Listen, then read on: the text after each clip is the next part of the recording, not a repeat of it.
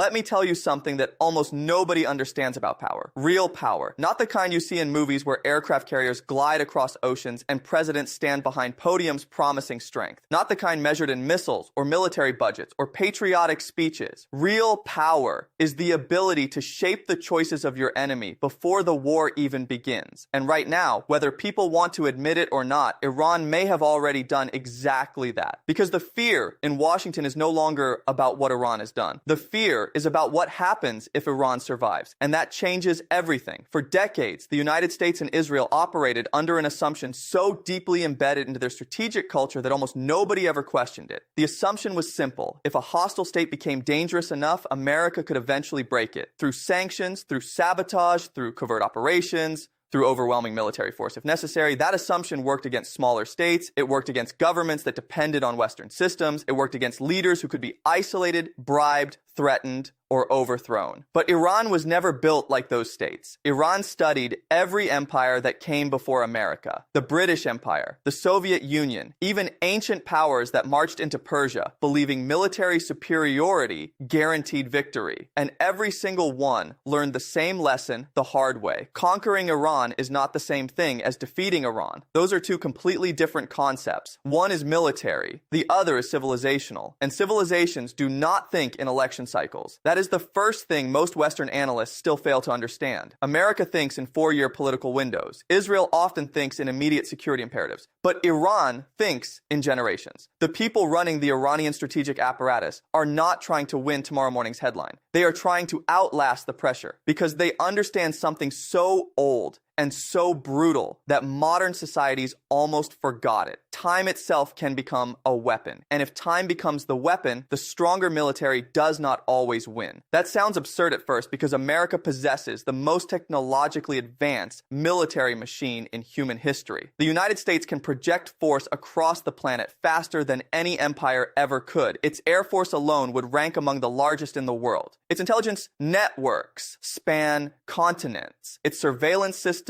can track movement from space. And Israel, despite its size, built one of the most sophisticated security states ever created, with precision strike capabilities that regional enemies still struggle to comprehend. But overwhelming force creates a dangerous illusion. It makes powerful nations believe every problem has a military solution. Iran understood this weakness before America did. That is why Iran never built its strategy around defeating America in a conventional war. That would have been suicidal. Instead, Iran built something much more dangerous, a strategy designed to make victory impossible for its enemies. And those are not the same thing, because history is full of examples where superior militaries won battles but lost the political war surrounding them. Vietnam, Afghanistan, Iraq. Again and again, America demonstrated astonishing battlefield dominance. But battlefield dominance alone could not produce strategic stability. The tanks rolled forward. The bombs landed exactly where they were supposed to. Enemy formations collapsed. And yet somehow the war itself kept going. Why? Because modern warfare is no longer just about destroying armies. It is about exhausting systems. Iran spent decades studying that lesson, while much of the world was distracted by headlines about sanctions and uranium enrichment. Quietly, methodically, Iran transformed itself into something far more adaptive than a traditional state actor. It built layers, networks, redundancies, proxy forces, underground facilities, regional alliances, smuggling routes, drone manufacturing systems, missile stockpiles hidden beneath mountains, command structures designed to survive decapitation strikes. Most people still imagine war as two armies facing each other directly. But Iran abandoned that model years ago. Iran built a nervous system instead. And that nervous system stretches across the Middle East, Lebanon, Syria, Iraq, Yemen, Gaza, even parts of the Gulf, every node connected to every other node, every pressure point capable of triggering another pressure point somewhere else. So now, when Israel or America strikes one target, the response does not necessarily come from the same place. It can emerge from an entirely different direction at a completely different moment. That creates a strategic nightmare because a centralized enemy can be destroyed, but a distributed network behaves differently. Cut off one part and the rest adapts. Eliminate one commander and another emerges. Bomb one facility and production moves underground or across borders. The system survives because survival was built into the architecture from the beginning. And this is where the fear begins, not public fear. Publicly, leaders still speak the language of confidence. They have to. Great powers cannot openly project uncertainty because credibility itself becomes part of deterrence. But behind closed doors, strategists understand the problem with painful clarity. Every military action against Iran risks accelerating the very thing they are trying to prevent. Because Iran's greatest advantage is not military strength alone. It is strategic ambiguity. Think carefully about that word, ambiguity. Most countries fear uncertainty. Iran weaponized it. Nobody knows exactly how close Iran is to a nuclear threshold. Nobody knows precisely how many operational missile systems remain hidden. Nobody knows how many proxy capabilities can still be activated simultaneously across the region. Nobody knows how far escalation could spread if one side crosses the wrong line. And uncertainty changes human behavior more effectively than certainty ever could, because certainty allows planning. Uncertainty creates paralysis. Imagine sitting inside a war room in Washington or Tel Aviv. Intelligence reports cover the table. Satellite imagery, intercepts, risk assessments, economic forecasts. One advisor says Iran is bluffing. Another says waiting too long could be catastrophic. One general argues for decisive strikes. Another warns that escalation could spiral beyond containment. Every scenario contains risk. Every option carries consequences. And the more uncertain the environment becomes, the more power shifts toward the actor willing to tolerate chaos longer. Iran knows this. That is why Iranian strategy often appears irrational to outside observers. But it is not irrational. It is asymmetrical. Iran does not need to dominate the battlefield conventionally if it can dominate the psychological structure surrounding the battlefield. And psychology matters more than people think, because modern empires depend on public tolerance. Democracies especially depend on maintaining political cohesion during prolonged conflicts. Citizens must believe the sacrifices are worth it. Markets must remain stable. Alliances must hold together. Media narratives must sustain legitimacy. The moment those systems begin cracking, military superiority alone becomes insufficient. Iran's leadership understands this deeply. They watched America enter Afghanistan with overwhelming public support after September 11th. They watched 2 decades pass. They watched trillions of dollars disappear into endless war. And then they watched the withdrawal. That withdrawal mattered far beyond Afghanistan itself, because for every adversary of the United States, the images carried a message. America could still destroy armies. America could still invade countries. But sustaining political will indefinitely had become much harder. Iran learned from that. So instead of preparing for a short war, Iran prepared for a long confrontation built around attrition. Economic attrition, political attrition, psychological attrition. The objective is not necessarily to defeat America militarily. The objective is to make the cost of confrontation unbearable over time. And this is where the Strait of Hormuz becomes terrifying. Most people hear the name and move on. Just another geopolitical term buried in financial news. But the Strait of Hormuz may be one of the most strategically important waterways on Earth. Roughly 1/5 of the world's oil supply passes through it. 1/5. Now think about what that means. The global economy does not require the strait to close completely in order to panic. It only requires instability. Insurance rates rise. Shipping routes become uncertain. Energy markets react. Prices surge. Investors panic. Governments scramble, supply chains strain. Iran understands that it does not need total military victory to create global consequences. It only needs leverage, and leverage changes negotiations. Because once energy markets become unstable, countries that publicly support aggressive action against Iran begin facing domestic pressure themselves. Asian economies dependent on Gulf energy supplies start recalculating risks. European governments already struggling with economic pressures begin asking hard questions. Gulf states become nervous about their own infrastructure vulnerability. Suddenly, the coalition supporting escalation becomes harder to maintain. This is why Iran's strategy is so difficult to counter. Every move against Iran potentially strengthens Iran's narrative internally. Sanctions can weaken economies, but they can also reinforce siege mentalities. Assassinations may remove individuals, but they can also deepen ideological commitment. Airstrikes can damage infrastructure, but they can also justify further militarization. And over time, a dangerous cycle emerges. The harder outside powers push, the more Iran argues survival itself proves resistance is working. That psychological transformation matters enormously. Because wars are not fought only with weapons. They are fought with stories, with meaning, with identity, with belief systems powerful enough to sustain sacrifice over decades. America often frames conflicts through the language of security and international order. Iran frames them through survival, sovereignty, and resistance against foreign domination. Those narratives resonate differently with different audiences. But inside Iran, the leadership has spent 45 years embedding the idea that external pressure validates the revolution rather than weakens it. So every confrontation becomes part of a larger historical memory. And historical memory can outlive sanctions, presidents, and even wars themselves. Now here is where the situation becomes even more dangerous. Because once a state approaches nuclear threshold capability, the strategic environment changes fundamentally. Not necessarily because the state intends to launch nuclear weapons. That is the part many people misunderstand. Nuclear weapons are often less useful as battlefield tools than as political instruments. Their true power lies in deterrence, in forcing adversaries to reconsider escalation. Look at North Korea.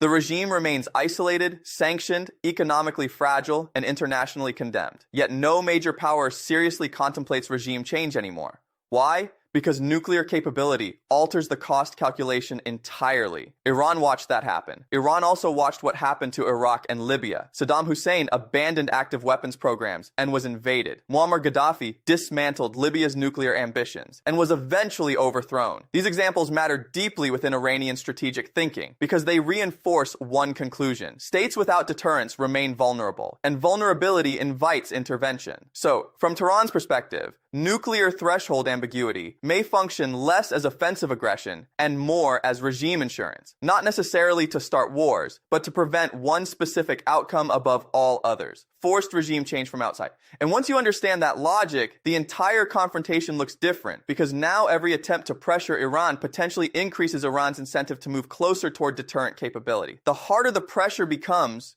the more valuable strategic ambiguity appears. That creates a trap where every escalation can strengthen the motivation for further escalation. And this is the paradox now haunting policymakers. If they strike too weakly, Iran survives and advances. If they strike too aggressively, they risk triggering regional chaos, energy shocks, and accelerated nuclearization. If they wait too long, Iran potentially crosses thresholds that become much harder to reverse. But if they move too early, they may ignite a prolonged conflict nobody can fully control. Every path contains danger, and dangerous uncertainty favors actors prepared for endurance.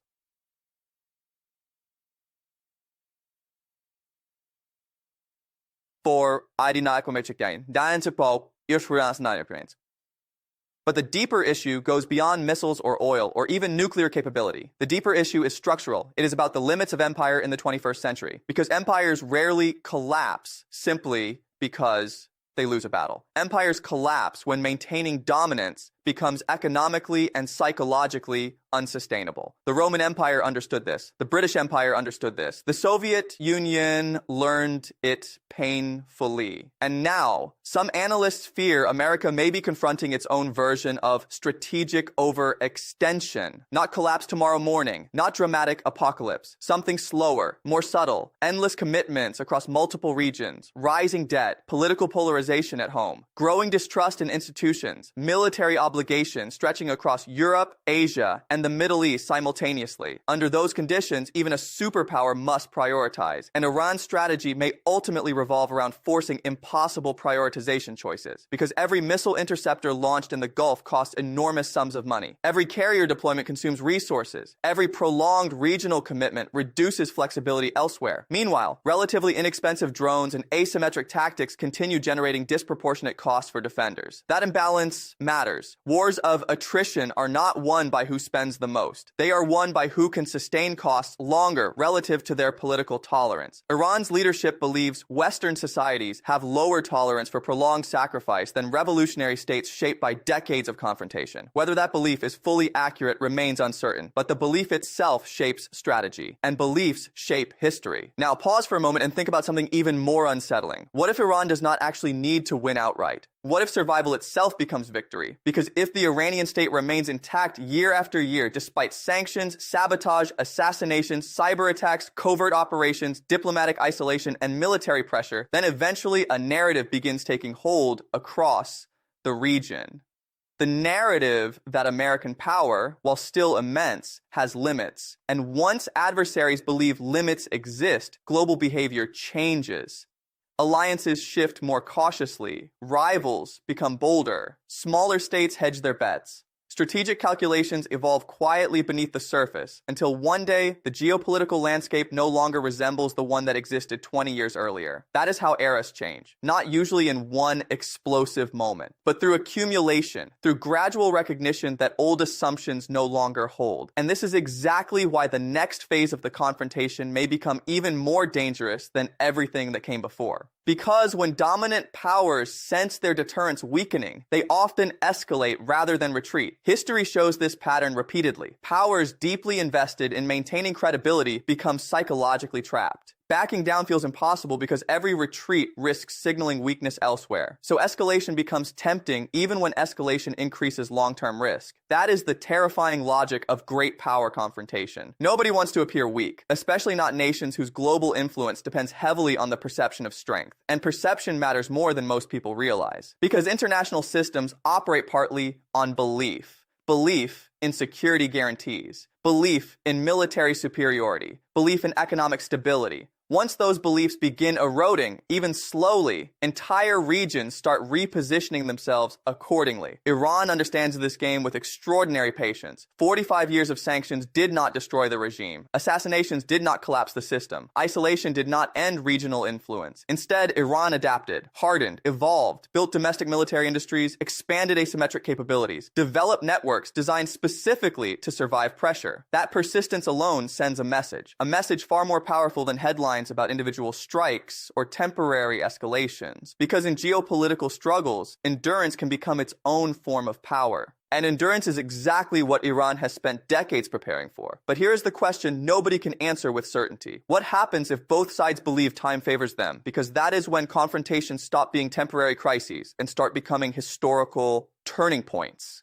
And history becomes very difficult to control once that process begins. And this is where the story becomes truly dangerous, because the people making decisions in Washington and Tel Aviv are not operating inside a calm, strategic environment anymore. They are operating inside a countdown. Every month that passes without a decisive outcome increases the possibility that Iran becomes too costly to confront directly. And once that moment arrives, the balance of power in the Middle East changes permanently. But here's the part most analysts still refuse to say openly. Iran's greatest weapon may not be missiles, proxies, or even nuclear ambiguity. It may be patience, because patience forces emotional opponents into mistakes. America and Israel are under constant pressure to act, to respond, to prove deterrence still works. But Iran gains leverage simply by enduring. Every assassination, every sanction, every airstrike becomes another chapter in a narrative Tehran has spent decades constructing. The story of a nation surviving against overwhelming pressure. And survival changes perception. Because eventually the world stops asking,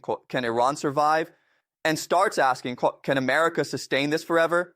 That shift is subtle, but historically, it is the moment empires begin losing psychological dominance. Now imagine the nightmare scenario policymakers fear behind closed doors. Not a full-scale invasion, not mushroom clouds, something slower and harder to contain. Coordinated proxy escalation across multiple fronts, shipping instability in Hormuz, energy shocks, cyber attacks, global markets panicking while governments struggle to respond without triggering a wider regional war. That is the real fear. Not a clean war, but an uncontrollable one. And history shows that once nations enter conflicts driven by credibility instead of strategy, escalation becomes almost automatic. Nobody wants to blink first. Nobody wants to appear weak. But pride has destroyed more empires than military defeat ever did, which means the next move may determine far more than the future of Iran. It may determine whether the age of uncontested American dominance in the Middle East is quietly coming to an end. And if that is true, then what happens next will not just shape a region, it will shape the century.